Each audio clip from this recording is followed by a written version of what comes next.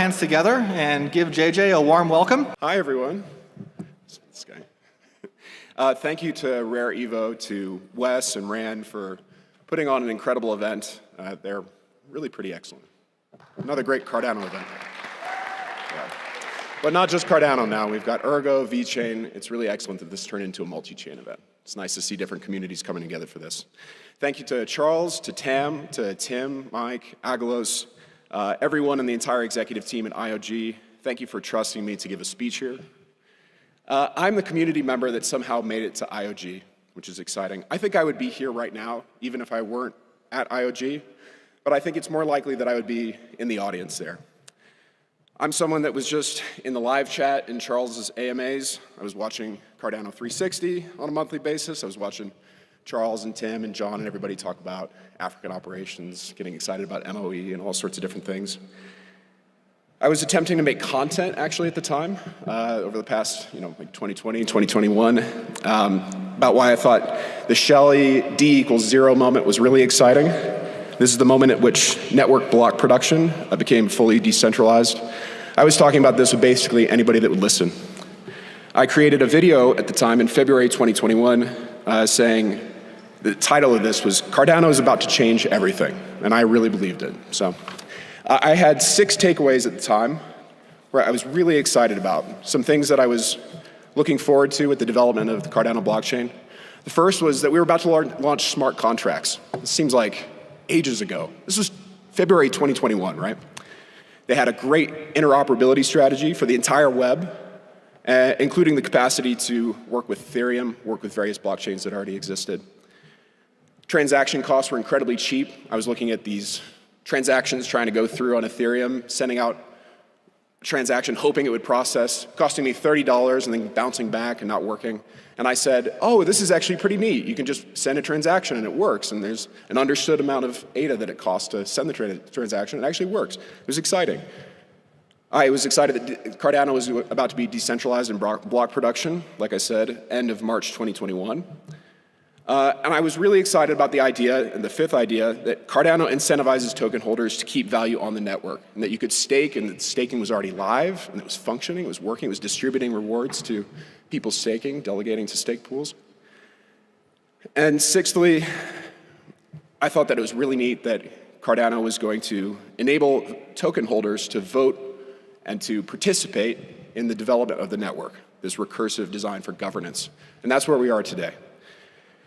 What I left off then and what I see now more keenly is that community was the 7th item. And it was really, really exciting to be part of a strong community of people that wanted to tell you how it worked, wanted to educate you, that didn't treat you like you were stupid for not knowing. They just wanted to make sure that you came along with them, that everybody had the same information. So I see that now, that I was part of that, but at the time it might have been harder to see the forest for the trees, that I could just go to a bar in DC, to Dacha, with the Washington, DC Cardano meetup group, and they would tell you about it. They were getting ready for the Shelley incentivized testnet. These guys still have a stake pool running today. It's the USA 01 ticker, so that's United Stakes of Cardano. We thought we were pretty clever. It was pretty cool.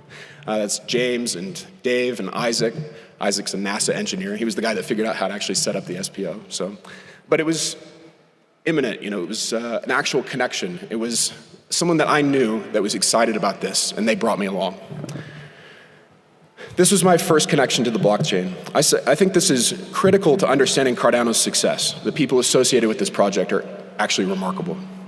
I think that the future of blockchain governance is simple. It'll be driven by people like you and me, community members that have the will and the hope to improve the way that our beloved ecosystem actually functions. I see the next generation of leadership in this very room. It'll shape the future of Cardano governance. It'll come out of the community.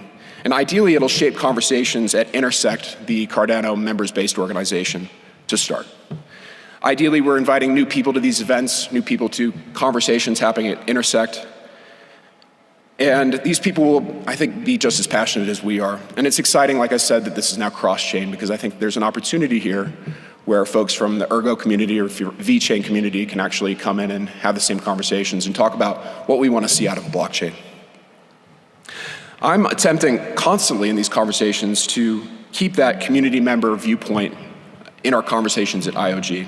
I think about what it's like having used Daedalus, having used these products, and also having used other products along the way, and thinking about how it could be a little bit better as we try to engage more people and bring them into the governance process here in the age of Voltaire, or the era of Voltaire.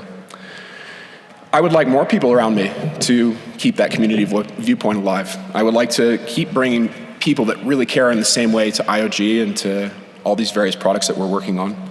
I think we actually have it incredibly easy coming after the people that made Byron, the people that remade Byron and shipped, the people that push out Shelley and the incentivized testnet and bring the SPO network online, the people that ran Plutus Fest, people that painstakingly turned Goguen and Plutus smart contracts into a reality, the people that led the IOG Summit in Miami in 2019, the people that made the Cardano Summit in Laramie in 2021. This team in IOG and the broader Cardano ecosystem have kept an incredible pace going for a very long time. The work of developing Cardano, marching along with a unified vision of a proper blockchain development with formal methods, with security guarantees first.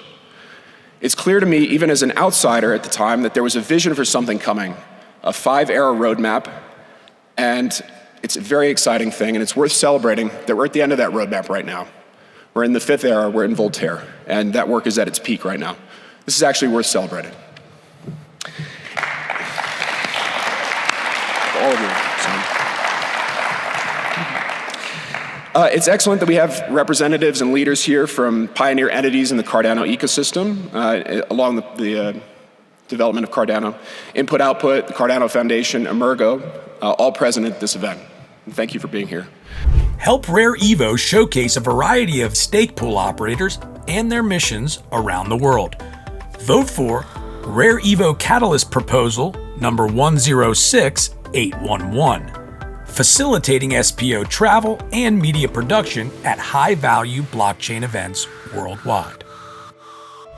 They're involved to this day in developing Voltaire to include more pioneers in blockchain governance day by day. When you hear someone like Charles speak about blockchain development, this is actually a matter of national security. We have to be vigilant, concerned about the dangers of what we can build and the dangers of exponential technology, while still believing that people are inherently good, but also thinking we have to develop this blockchain in a way and create rules so that people simply don't choose to be evil, they just can't be evil given the rules. If you listen, there's a keen sense of history. There's a keen knowledge of what people have done, balanced against this belief that people are good. And we need rules that act like the laws of physics to reinforce our better nature. Fred Gergard yesterday, the CEO of the Cardano Foundation, gave a fantastic speech, a fantastic timeline in his speech yesterday, holding the CF accountable to 6 major goals, which I think is a beautiful focus for the future. Emergo and the team are here, Kodama-san, Shunsuke Murasaki, Nikhil, Amar, Vineeth, and we're excited that they could be here as well. They're engaging and educating, building in the Cardano ecosystem, and just happy that they're here. It's really nice to see all of you. We have everybody here as well.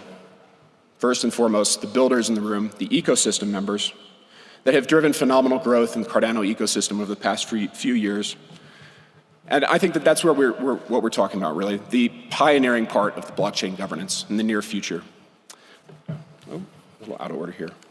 I think that what's interesting, I was looking through some Basho haikus. I know it's a little corny, right? But Basho is very interesting, a lot of short poems. One caught me in particular. A caterpillar this deep in fall, still not a butterfly. Is this blockchain tech seemingly late to bloom? Are we waiting for this butterfly moment? The journalists love to print the same headlines every 3.5 years. Crypto's dead. They call it late to bloom after reaching a $3 trillion market cap in just over a decade. Still sitting at a $1 trillion market cap now that it's dead. It's not dead, by the way, just be clear, it's not dead. Public policy decisions matter for the future here. Our blockchain governance, as we pull together as a community, cross-chain, various things, as an industry, really. I say this as an American. Being in America, we're giving a speech in Denver, right? I'm from Kansas. We have to lobby our government here to not kill this industry. The reason that the internet companies, the Web 2 companies were so successful is that the US government actually supported innovation here in the United States. And I'd like to see that as the policy moving forward, especially for blockchain. At IOG, we have a very keen sense of the context in which we operate, and I think that there's a real danger of ceding some of this technology, this exponential tech, to people that are not as ecosystem-focused as we are. I think in the near future, participation in society and in an economy is going to require trusting one of three things: a corporation, a government, or a protocol. Each of these has access to exponential technologies that are presented as good, like China's CBDC program, for instance. It's good. It's good for society. It keeps everybody together, right? Keeps you honest. Is that actually what we want here? We're on the precipice of falling into dystopian scenarios given this exponential tech, or creating truly utopian scenarios. Context for input-output and our work, we have to develop clear and compelling, attractive versions of these exponential technologies that bring people along. They should be built in a way, as I said, that preserves protections for the individuals, like analytic truths, like physical laws that can't be broken. Our firm has to become synonymous with clarity of purpose and integrity. And in doing so, I think the opportunities for compromised or uncompromised, unfair version of these exponential technologies diminishes hugely. And eventually the window for exploitation using these systems closes if we do this the right way. I hope that I've given you a sense of my own personal mission here, a flavor of what IOG is trying to achieve. Ultimately, I'm trying to listen and channel the energy that I receive from you in the community and interact with as many people as I possibly can. So if you have something to share with me, please never hesitate to reach out to me, send me a message, let me know what's going on. It's always helpful when I get a message from someone and it's something I haven't seen yet. You know, we try to be aware of it as much as we can, but collectively, we're all very aware of what's going on and keep us up to speed, so it's very helpful. I always appreciate it. And I always try to respond here and make sure that like I said, as a community member, I have some sense of duty to everyone here to make sure that you feel some connection to the work that's going on at IOG.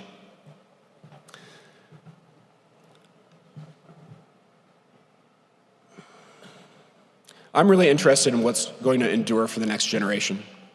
One of the most attractive things about this project is that I think that it will actually last for 100 years if we do this the right way. And that's what's important. It's a legacy. I think that Charles was very brave to go to Japan and launch this project with a bunch of folks without speaking Japanese. I don't know how he did it, to be honest. It's pretty impressive. I think that this is a system that with proper governance, it can evolve and expand to meet the demands of the entire